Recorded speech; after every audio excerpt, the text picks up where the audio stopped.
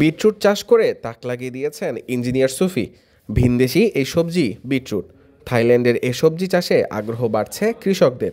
উনি চাষ করছে, উনি দেখি এবার চাষ করুক, যদি উনি লাভবান হইতে পারে তাহলে পরবর্তীতে আমরাও আশেপাশে যারা আছি আমরাও চাষ করার চেষ্টা করব। জেলার সদরে ও সৈয়দপুরের কামারপুকুরে এই সবজি চাষে সাফল্য দেখিয়েছেন কৃষকেরা।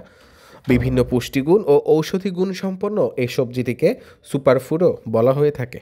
ঔষধি গুণসম্পন্ন এটা প্রমাণিত হয়েছে 1000 বৈজ্ঞানিক পরীক্ষা দ্বারা।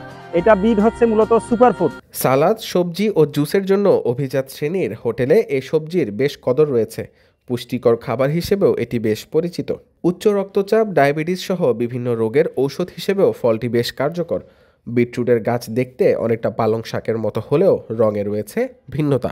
এ সবজির ভেতরের রং গাঢ় লালচে বেগুনি। বীজ রোপণের 2 মাস পর মাটির নিচে এ সবজিটি হয়। প্রতিটি বিটরুটের ওজন হয় গড়ে 200 গ্রাম থেকে আধা কেজি পর্যন্ত। বাজারে এ সবজির প্রতি কেজি দাম 300 টাকার কাছাকাছি। 1 বিঘা জমিতে খরচ হয় 40 থেকে 45 হাজার টাকার মতো। তবে দাম বেশি হওয়ায় খরচ বাদে 1 লাখ টাকার মতো আয় করা সম্ভব। আমাদের গ্রামের মানুষ অনেক উপহাস করত। আমি আশা করি এই বিটরুট জমিতে উৎপন্ন করিয়া আমার ছেলে যেন লাভবান হতে পারে।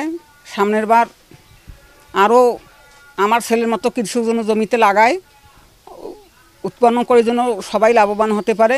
নীলফামারী সদর উপজেলার পঞ্চপুকুর ইউনিয়নের বাসিন্দা আব্দুল গফুরের ছেলে আবু সুফি আহমেদ রংপুরের একটি বেসরকারি বিশ্ববিদ্যালয় থেকে ইঞ্জিনিয়ারিং পড়ালেখা শেষ করেছেন তিনি।